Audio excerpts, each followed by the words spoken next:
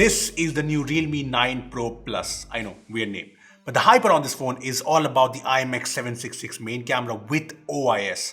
And this also seems like a good all-round phone for 25k. So the question is, should you buy this phone? Well, let's find out. So here's the phone, and before I talk about the cameras and other aspects of this phone, I want to talk about this design, which honestly I'm a little confused about.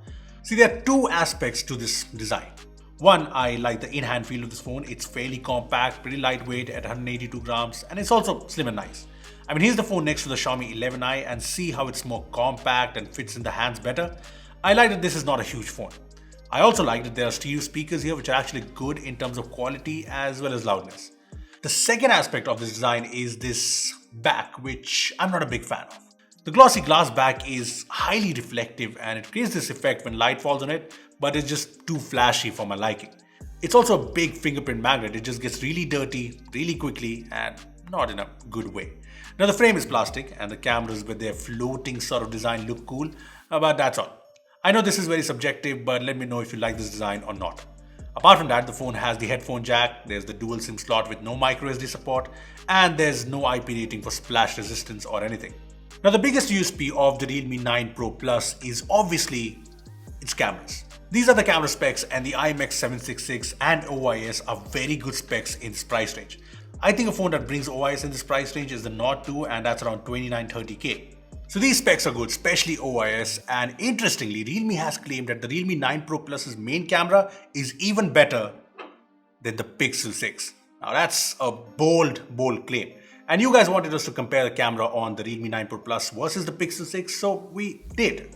Here are some comparison shots we took from the Realme 9 Pro Plus and the Pixel 6, and in the photos we took in daytime, good lighting. I have to say I've been mostly impressed with the Realme phone. In a lot of shots, it's just hard to tell a difference between the 9 Pro Plus shot and the Pixel 6 shot, which in itself is impressive from Realme. Now, if you look closely, the Pixel 6 does take better shots most of the times. It handles the skies more naturally, it has more detail. I mean, just look at the texture in the trees or the monument right at the end of the road. It's not a huge difference, but yeah, if you look closely, the Pixel 6 is better. In low light too, the Pixel 6 is better, but the 9 Pro Plus comes very close, which again is very impressive. As you can see in these comparison shots, the Realme photo is good too, and I think it's because of the IMX766 and OIS combo. The Pixel 6 is better with noise, but the 9 Pro Plus handles light flares better a lot of times. The Pixel 6 is also better when it comes to faces. Realme does well with the blur and the edges, but look at the face. The Pixel 6 always captures the face details better. Look, credit where it's due, Realme has done a good job by bringing in the IMX766 plus OIS in what's essentially a mid-range smartphone.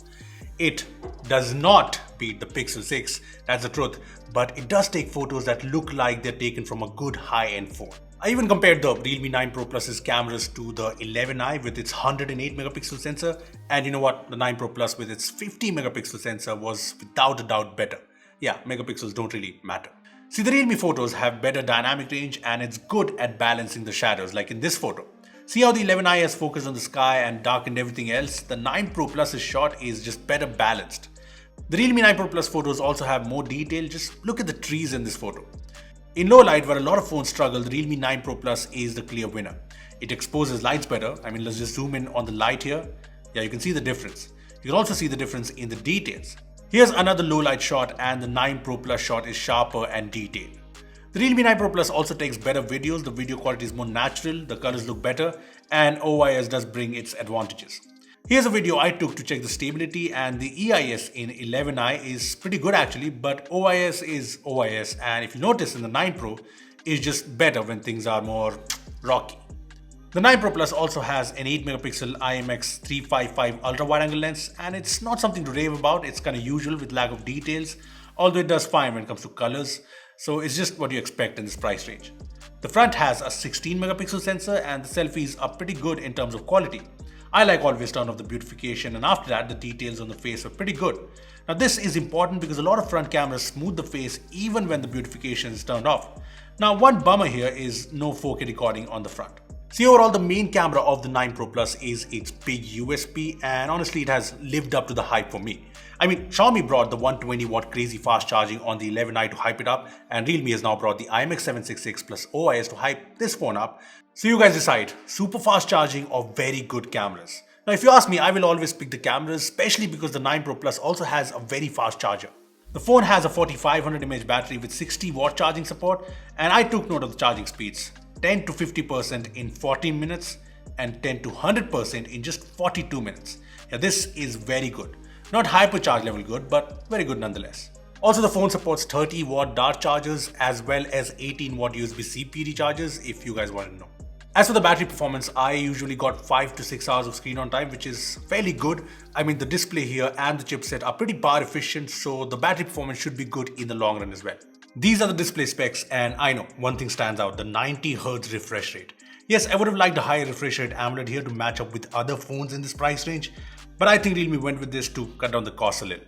Also, there's no HDR10 Plus support, and Realme confirmed 600 nits as peak brightness in the spec sheet they shared with us, while on the launch event they said 1000 nits, so I'm a little confused about that. Now, when I compare the max brightness of the 9 Pro Plus versus the 11i, I did feel the 11i was brighter, but it was not a huge difference. Apart from the brightness, the AMOLED is vibrant and responsive, so there's no major issues or anything. There's also the wideband L1 support, so Netflix and other apps play shows and movies in full HD.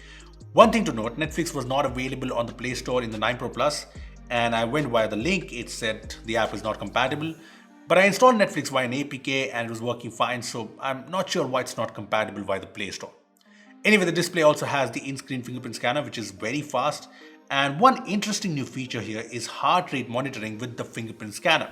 It's a Realme Lab feature, but we compared the heart rate with an Apple Watch and it was close.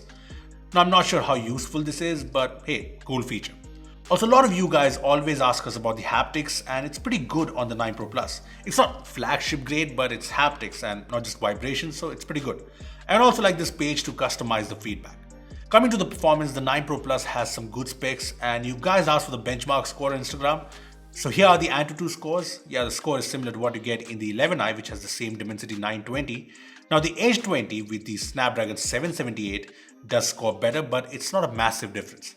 See, benchmarks are fine, but the phone has been pretty good in my usage. See, the performance has been really consistent. There's no weird lag or stutters in my day-to-day usage, be it while multitasking or using any apps.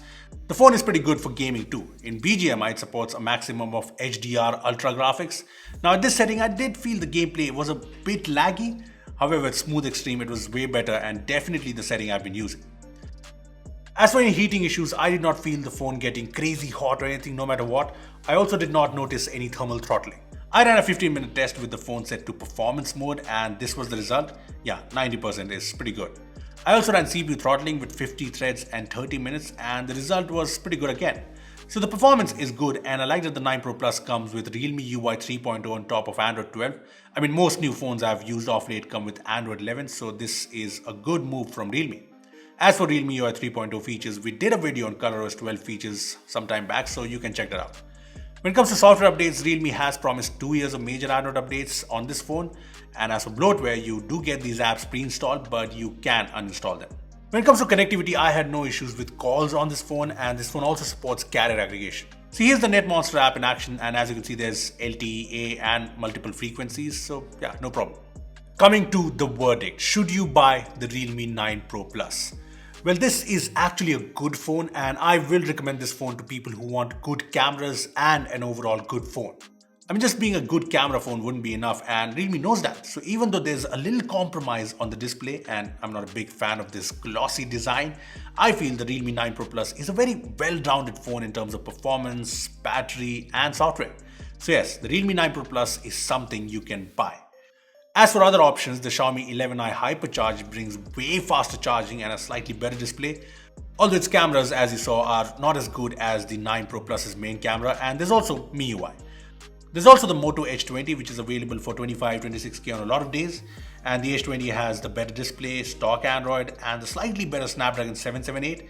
It does not have stereo speakers, and its cameras aren't the best, so there's that. So that was our review of the Realme 9 Pro Plus, and if you still have any questions, make sure to comment below and I'll answer them. So yeah, comment down below. Also give this video a like, make sure to share it and subscribe to our channel for more amazing tech videos. Well, that's me signing off. Thanks for watching, and I will see you in the next one. iPhone's double tap magic. Did you know that you can double tap in the email field to scan just